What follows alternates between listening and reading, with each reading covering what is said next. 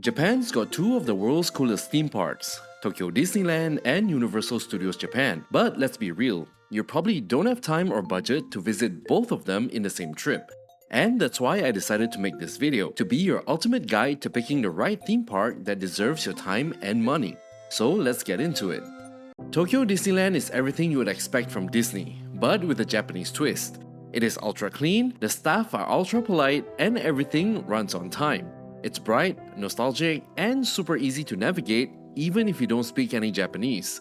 What really sets it apart, in my opinion, is how the locals go all out with Disney-themed outfits, matching group costumes, and collectible popcorn baskets dangling from their bags.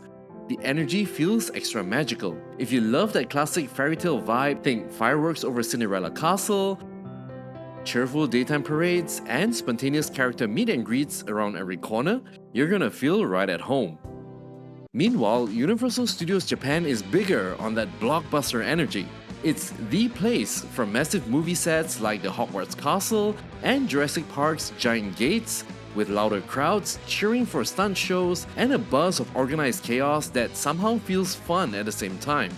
You'll hear more English spoken here too, since USJ is a magnet for tourists, exchange students, and even local school groups on break. If your dream theme park day is posing with butterbeer in front of Hogwarts, riding the flying dinosaur, or snapping selfies with Mario characters, then this is where you'll get those big brag-worthy moments. When it comes to the rides, you can think of Tokyo Disneyland as the king of safe, timeless classics. The rides here are beautifully maintained, with lots of small details that make them feel really magical. Pooh's Honey Hunt, for example, is famous because it is one of the first trackless rides that Disney ever did. It's adorable and way more advanced than the Florida version. Splash Mountain and Big Thunder Mountain are must rides, but they're not especially intense. It's about the storytelling, not the scream factor. However, if you want that next level ride design, Tokyo Disney Sea is only next door, and it is worth mentioning in this video. It's got Journey to the Center of the Earth and Tower of Terror, which feels like a major step up in the thrills and horror compared to Tokyo Disneyland. Heck, some people even skip Disneyland altogether and just do Disney Sea for that reason, so it's always good to know that you have options. On the flip side, USJ is your fix for roller coasters, high-speed rides, and a few once-in-a-lifetime experiences.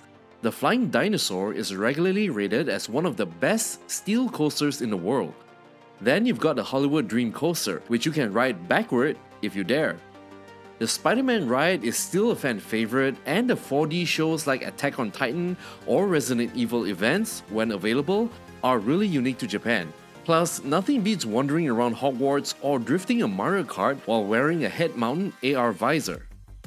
I'm not gonna lie, both parks can get insanely busy, but they each handle the crowds a little differently. Tokyo Disneyland is legendary in this area because it's known for its efficiency of its lines. Cast members diligently manage queues with military-level precision. You will still have to wait, but it rarely feels too long or chaotic.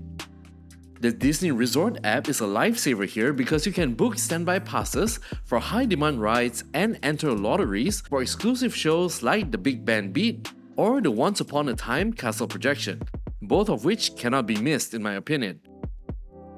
So with this app, it means that you're not going to be stuck in one spot all day waiting in line for just about everything.